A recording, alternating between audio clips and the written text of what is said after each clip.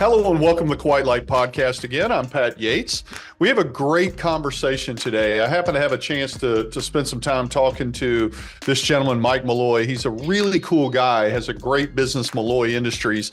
If you're in the SaaS business, you look at sales and you think about how you're going to scale, how you're going to grow. He does a great job helping you vet that process and get sales executives that are going to make this business grow and be able to grow on top of it. Sometimes the power of perfect information can not only save you time, but energy and money.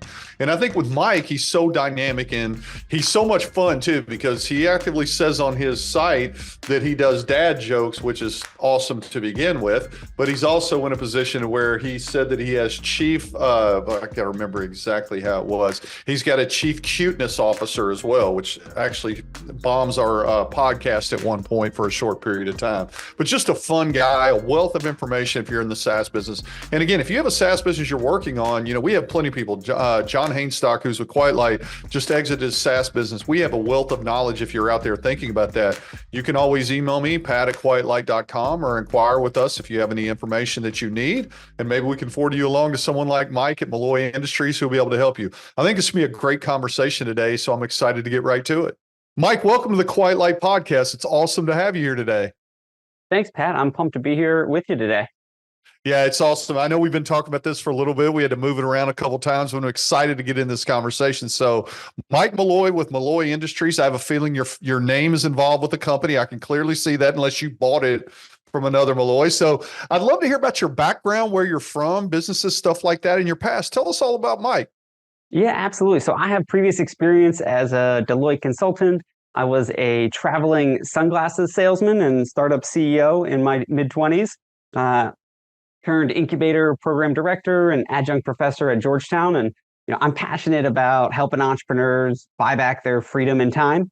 But as a result of my mom actually passing away in the fall of 2021, and this was like a week after we found out my wife was pregnant with our first son, I found myself now at the forefront of kind of the future of work during the Great Resignation and quiet quitting era where, I'm all in that the future of work is fractional. And so therefore now I'm the CEO of Malloy Industries. I didn't buy the company, did start this one for sure. And we actually help buy back CEOs' time by matching them with vetted fractional executives so they can confidently delegate. And so CEOs who want to scale their B2B sales from 1 to 2 million up to 10 to 20 million in annual revenue benefit the most from the Malloy match with a trusted fractional sales executive. And we got into this business in a former life. As I mentioned, I was a traveling sunglasses salesman, which definitely had some fun from age 25 to 30 running the company. We raised more than $500,000 from 27 investors. I did a deal with a Hall of Fame NFL quarterback as our company spokesperson, and spent all summer on the East Coast driving around to beach towns. And every January I headed out to California for a big trip out there. And ultimately, Pat, I learned that there are for-profits, there are non-profits, and then there are no profits.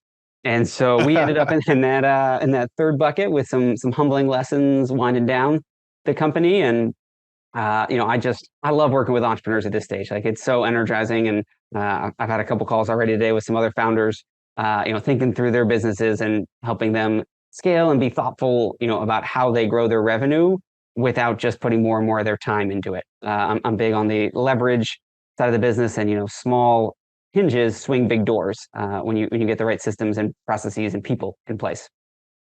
What's amazing about this, we both have a sunglass background. That's really odd because I cut my teeth in specialty retail, really, which was kiosk businesses. And I was really close with a group that did kiosks all over the United States. So I'm not who you worked with. Did you manufacture your own? Did you buy from someone in the United States? So we didn't work with Luxottica. They're the big umbrella evil empire out there. We had a small manufacturer in Milan, Italy. So these were kind of handcrafted.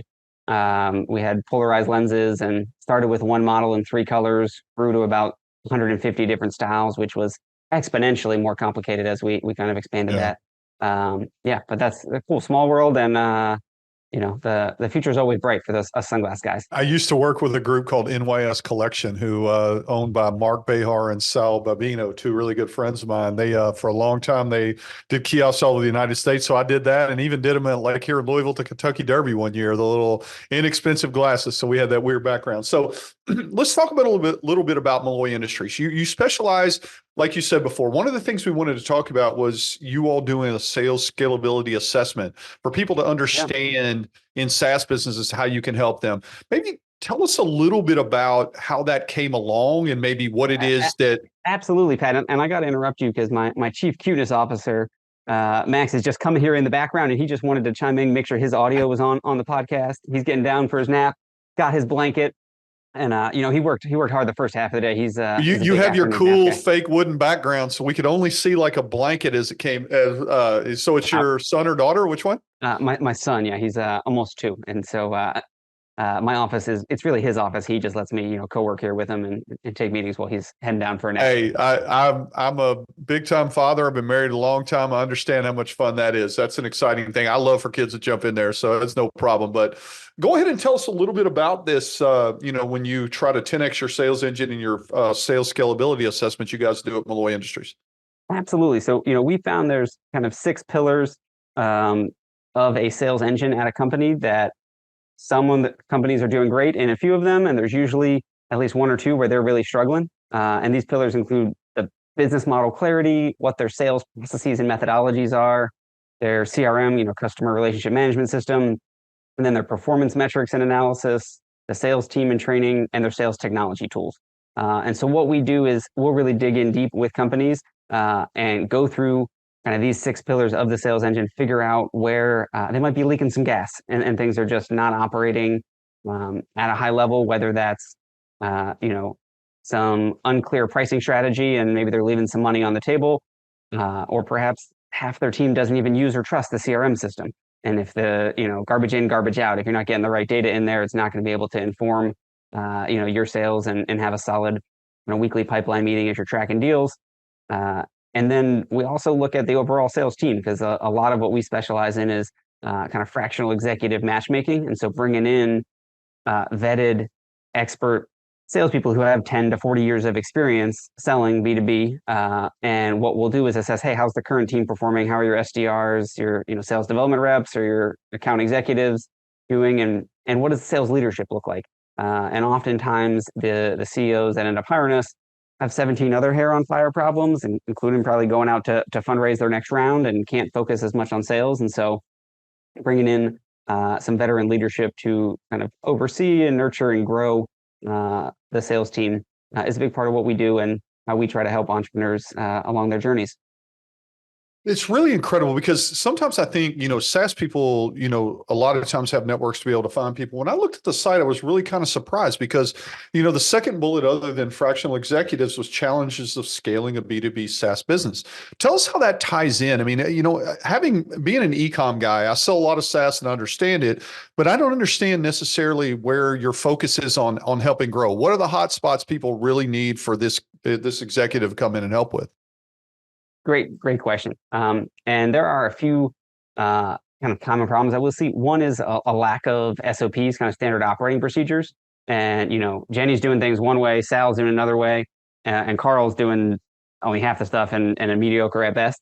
And realizing that you need kind of systemized, repeatable processes that work. You don't want to keep doing something that, what is the quote? Doing the same thing and expecting different results is, idiotic or something like that.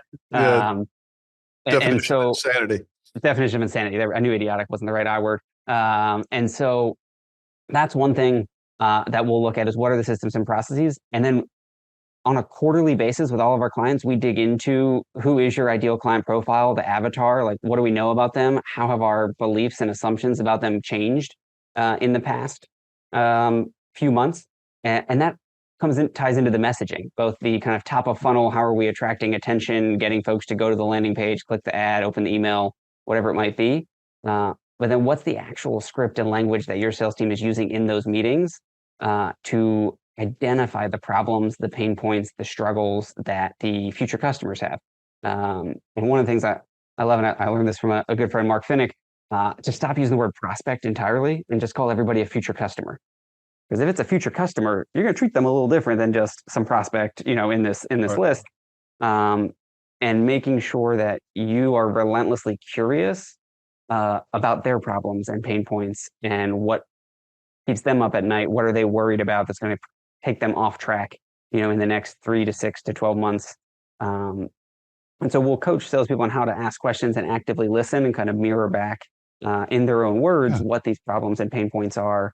And then as you put together, different proposals and even just email follow-ups, like using the exact words they said is pretty powerful as opposed to, jargonizing it or making it generic and not specific to the company you're or the future customer you're talking to. So the people that come in and work with you, let's say that there's a SaaS company, they're going to start looking around. You have a database of people that have worked in this in the past that you have proven results from that. I guess in my mind, I'm thinking it's going to save you a lot of time and energy and maybe even some pain of finding the people that you really need. So how do you build that database? Is just people that you worked with over the last few years? Absolutely. And so you hit the nail on the head in terms of the pain with the time and energy and like, how do you go out and source? How do you vet, do the reference checks, figure out if these people are legit? That's what we've done. And so over the past 3 years, we built out a network of about 240 fractional executives. And it started, candidly, I mentioned kind of losing my mom in September of 21. Like, I made $0 that month. I took the month off. I kind of grieved. I was with my family. And prior to that, it was kind of the Malloy Industries consulting show. And I realized that we needed this scalable, sustainable business model. So I called up 10 of my buddies and was like, hey, I think this fractional executive work, I think there's a there. And you guys are pretty smart. And if I go find some projects, because I like sales and business development, you want to work together on it. And then they started telling a couple other friends, and I started mentioning to some other people. And so it has really grown through word of mouth. We're not advertising. I'm not out there trying to get every fractional executive on the planet, everybody who thinks they are. These are largely people I have worked with in my professional career. I've been in the DC area in the startup tech scene for more than a decade, and seen a lot of people ride the roller coaster, and at some point they get off and the wealth of knowledge and expertise. And so, we offer basically a business development channel, an opportunity for these executives to find projects to work on. Some of the magic starts to kick in when our client relationships grow over time and we bring in maybe a second or a third executive. We're focused on the sales side, but we also have fractional executives in operations and HR. Like, I've seen a lot of companies grow from like 10 to 50 employees. You don't really need a full-time chief people officer at that stage, but you might need 5 or 10 hours a week as things come up. You need a vacation policy, you need a performance improvement plan, you need annual review type things, or for somebody to set up all the HR software. And then we also do a fair amount of like executive coaching, both for CEOs and other members of their leadership team. We're did a match this week for a director of operations who's kind of shuffling up and taking on a lot of responsibility from the CEO. So, making sure that the team has the support and the skills they need to grow. And what part of your question did I not answer, I guess? Yeah, it makes a lot of sense, though. Okay, so there were a couple things you had on the site I was super excited about. You already gave me the chief cuteness officer, so they sort of bum rush the entire thing. We already found out what that is. I have a question on business, but you claim on there you have dad jokes. So I'm going to let you go with one now. We're going to do a dad joke break. I'm going to see how good you are because I listen to a lot of them. What do we got? Well, Pat, do you know what happened to my neighbor's cat? So a few months ago, this cat, it accidentally ate an entire ball of wool. And we were like, oh, God, what are we going to do? And he was like, it's going to be fine. Fast forward last week, it actually gave birth to mittens.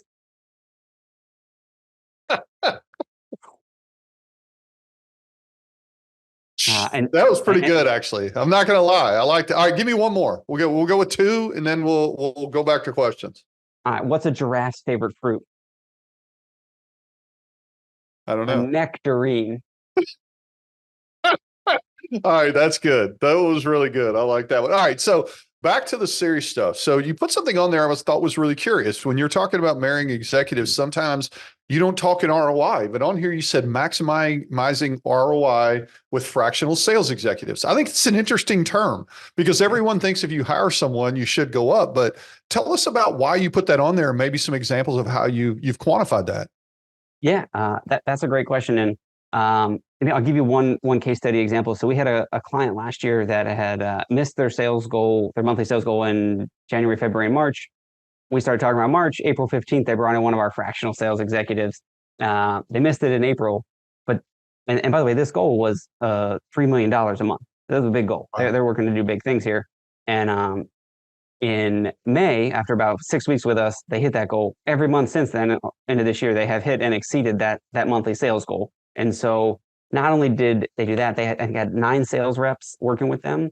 We actually were able to look at all the data, create some customized dashboards for the CEO to see the performance across the 9 reps. They didn't know which ones were the high performers and who, ultimately 2 of them we did kind of advise to replace because they weren't kind of up to snuff. We were also recognized that their CRM system, and I hinted this earlier, like nobody trusted it. Nobody was using it. It didn't have accurate data, and it's been 2 years trying to get on it. And we led the migration to a new CRM software with fresh inputs, got buy-in across the organization. We had about 40 employees, and so every department usually touches the CRM in some way. And so now they actually have a healthy, functioning CRM system for all of their B2B accounts.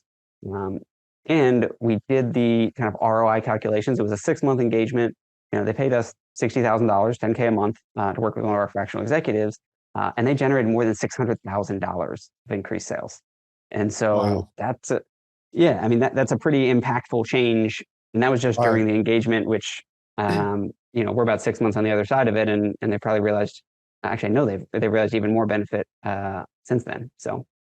I mean, obviously, it gives you such a jump start. I mean, it's one of those things that if you bring the right sales executive in, it can work. So when I go down to this, when I was looking at this, because it's a little foreign to me, I've never been a good person at hiring people, and a lot of times it's better to let someone outside of this make a decision, because you can either be emotional about it or maybe too tied to one person, or maybe interpersonal stuff, and sometimes looking for the best person. But I would think all those fall under common mistakes, which you have down there, things of trying to go out and do it yourself. Tell me some of the things that people might be thinking in their head. Okay, I can go do this myself versus going into a firm who can help me, in this process. What are those mistakes? Absolutely. I think one mistake is, hiring a buddy or a friend who says, hey, I can help out with this, but doesn't actually have the qualification, the skills, the leadership to do what needs to get done. Another big mistake is thinking that it has to be a full-time hire and that we need a full-time, I got to shell out 6 figures salary and benefits. This person, that doesn't have to be the case. And we are very flexible in how we do our engagements depending on what the client's looking for. But typically in 1 to 2 days a week is enough time for a fractional leader to come in, oversee things, and then the time flexes up depending on how involved you want them actively selling and closing deals versus coaching all the people out there selling. And another big mistake that we see as well is, not asking the salespeople for their quotas and what have they historically sold? What was their quota? How did they exceed it? And if you're a good salesperson, you're going to know your numbers. You're going to know what, I was supposed to do this much and I did this, I did 123%, and it grew X percent month over month or year over year. So I think those are a few important questions to ask. And I would say another one too is kind of limiting it to either just their personal network and not posting and not casting a broad net, or you post it on Indeed. Anybody's going to apply on Indeed. There's no vetting of these candidates, and it gives you a giant stack of 50 resumes. Now, Pat, I did hear a great hiring strategy last week, and let's say you get 50 resumes in. A friend of mine said, well, just take half of them and throw them away, because I don't want to hire anybody who's not lucky. Right. Which I thought was wild. And a little fun there, but the real, I think, value that we try to bring is saving the time and energy of going out and finding the candidates, sourcing them, and being able to know that they've got the skills and the expertise, and in many cases the Rolodex of folks in the industry, because that's also something worth tapping into. If someone's been selling B2B software for the past 20 years to an ideal client profile that's very similar to your ideal client profile, and they happen to know those folks' cell phone numbers in their phone, they can just pick up the phone and call them. That can also jumpstart the sales pipeline as well. That makes a total sense. I think that, we have people that come into Quiet Light that are selling SaaS business. They're always valuable. And sometimes I see some that, hey, I've lost my way and I'm not figuring out exactly how to do it. I mean, let's say that someone's a solopreneur out there and they're a SaaS person they're building and they're a little stuck and maybe it's not growing like they can. maybe they need to think about this, but could be fearful of the commitment or the cost or anything like that. Are there predetermined notions of SaaS owners out there that you might be able to break down to say, hey, you may want to make this move because, and maybe it's not as expensive because? What are the rubs that you get of people not wanting to use the service that you might want to address? Yeah, great question. I think, well, one of them does come down to the commitment, and that's the biggest benefit I think of fractional executives is it isn't a long-term commitment. Typically our projects start with a 3-month engagement for 5 to 10K a month. Let's call it 15 to 30K that you're basically betting like, hey, this is going to grow our sales. And the other thing to note too with the timing is that like you can flex it up or down on a month-to-month basis. Usually the first month or two, we do need more time to kind of onboard, get up to speed, understand what your current sales systems and processes like, what's the messaging you've been doing, talk to everyone on the team.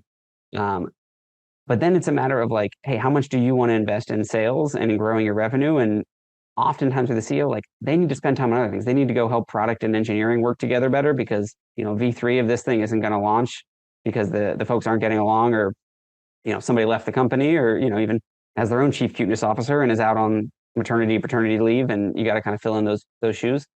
So I think that's part of it as well. And what we try to do is to kind of help the founder understand sort of like what's the North Star metric for the company? Like, is it revenue? Is it customer growth? Is it engagement growth? Is it, how efficiently are you growing the business with your kind of lifetime value divided by customer acquisition cost or the margins there? And sort of based on what that North Star metric is, we'll give some guidance in terms of where to focus the sales strategy and where the CEO even can focus some more of their time, attention, money, energy, and effort to be more effective as the leader of the company. It's really great. I mean, I think that, sometimes people are really averse because they, especially entrepreneurs, because they think they know all this. And I think sometimes breaking down those barriers and coming in and talking with a group that can do this is so much better. I noticed on here too, that for entrepreneurs, you help maybe work out investors or possible deal flow to help them if they need to grow. Tell us a little bit about that. Absolutely. Let me add one more point before we go to the deal flow side, just on for the CEOs, there's kind of 5 stages of the modern customer journey, where a lot of everybody starts by being problem unaware. Like, if I don't know that I have a problem, I don't have to solve it because I am blissfully ignorant. And I don't know that I have a problem. The next stage, and this is both like for our customers and our customers, stage 2 is like, I'm problem aware. Like, oh, okay, like this is hard. Like our sales aren't growing. We have kind of choppy month-to-month growth / decline. We've kind of plateaued. And then you become solution aware and you're like, all right, well, we need to bring in, a person to sell more. So like, how do we do this? Is it a full-time hire? Is it, how senior or junior do we want somebody? And when they're solution aware, they're kind of out there, they're looking, they're saying, hey, what are the options? They're Googling things like, B2B SaaS sales or B2B SaaS fractional sales, which we will hopefully continue to show up on that first page there, which has been a good lead generation SEO strategy for us. Because then they become product aware. So the customer's aware of your business. And now it's like, why are you the right choice? And what can you do to continue to validate in the future customer's mind, like, hey, this is the best choice. Well, and let me rephrase that. This is not a bad choice, because customers and humans in general are not always looking for the very best possible optimal solution. They just want one that doesn't suck. And they want one that isn't bad, and you want to reduce the downside risk. And part of it is like by making it a short-term commitment, by saying, hey, 5 to 10 grand for a few months, like, let's see how this works, is different than, $150,000 plus a bonus, plus a sales commission on top of that for the things I'm closing. Like, that's a lot that you're kind of putting into it. Right. And the kind of last and 5th stage on that customer journey is when they're most aware and they want the product, and you really just have to make them an offer they can't refuse. And I encourage everybody we work with, and everybody listening here, to like think about that customer journey from problem unaware to problem aware, solution aware, product aware to most aware. Most of your marketing and messaging, that has to be problem unaware or problem aware. Pat, let me ask you a quick question. What time is it right now? It is probably dad joke time, but it's 2:30 Eastern. Oh, it's time to go to the dentist for sure if we're going dad joke time. And what's funny is I wasn't even looking for the dad joke lob there. I asked a question that directed your attention to look where I wanted you to look. In this case, at a clock to figure out the time. Companies need to understand what questions can you ask future customers to direct their attention to the problem they have that you're going to solve for them. Because once they're aware, short-term memory in the past 5 seconds, I've thought about, oh, well, what is this? Oh, this sucks. Oh, it hurts. It feels uncomfortable. Now you want to do a little bit of work to find a painkiller, to find something that is going to help alleviate that pain and stress.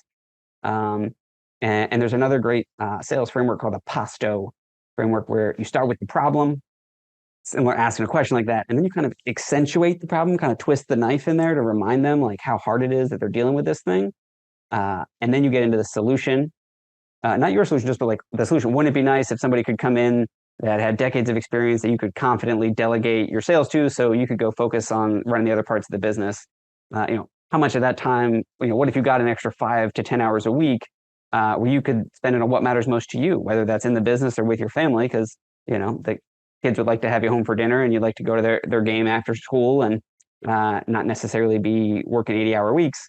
And then you have an offer. So problem, accentuate the problem, solution, transformation. What does this world look like? And then, well, if this is something you're interested in, let's talk about a fractional sales executive and how they can kind of unlock that time for you to focus on what matters most in your life.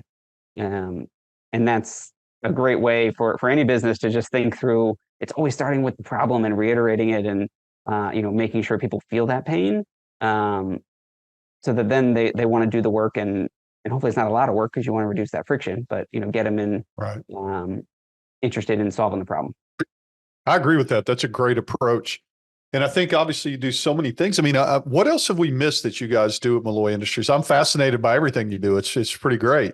Yeah. So I'll riff for a minute here on the Deal Flow newsletter. So started this about a year and a half ago, realizing that part of what our secret sauce is making these transformational connections for entrepreneurs, whether that's to fractional executives, investors, or even interns. So I guess I can touch on in a second here. But for entrepreneurs, we connect them, especially the ones that are actively fundraising, with our network of over 550 investors and super connectors, to increase investor awareness and get a handful of first meetings with investors who opt in after reading our Malloy's monthly Deal Flow newsletter. And we'll basically pick 5 companies a month. We accept applications on a rolling basis. We'll pick the top 5. We share their pitch deck, as well as some additional information about the company, their Calendly link, contact info, what's their traction, the recent wins. And this ranges from pre-seed to seed, Series A, Series B companies. And again, I'm not going to promise that somebody is going to get out their checkbook the second they get my email and write you a check. But we'll typically get 1 to 5 first meetings for each company, and open some doors that they wouldn't have otherwise been able to get into. And from there, it's a courting process. And we have, I think in the year and a half, we featured 103 companies, with about 20% of them raising millions of dollars from our investor network. And so that's something, again, it's a labor of love. We charge a small fee to feature it, and that's really just covers our cost to put it all together. Because we want to help the companies raise money. We want them to know us, like us, and trust us. So when they're looking to grow, they come to us for their fractional executive needs. That's incredible. I think, so many companies I talk to, it's amazing because QuiteLight has such a great philosophy of trying to add value before any transaction that, we need to educate people on what they need to do, make sure they're prepared, and then try to find a way. And you're obviously doing that for people that really kind of need this help. It's a little nichey. It's different. It's not like you're placing a fractional salesperson for any kind of business. It's very targeted, very specialized. So tell people how they can get in touch with you if they want to reach out to you, Mike. Yeah, great question. If you go to malloyindustries.com/pod for a podcast, that's kind of our landing page. We'll have a lot of resources there. My email is Mike@Malloy Industries, MalloyIndustries.com. You can also connect with me on LinkedIn. But yeah, would love to follow up. And I should hype up too, we do have a dad joke daily newsletter. And so I'm going to just ask real quick, Pat, do you know how many beans are in Irish bean soup? How many beans are in Irish bean soup? I feel like I should know this answer, but I don't. There's 239. Do you know why? No. Because if you add one more, it'd be too farty.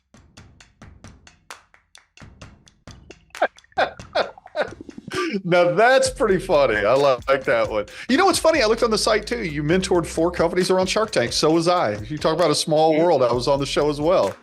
So it's that's funny because I've seen some of these episodes. Yeah.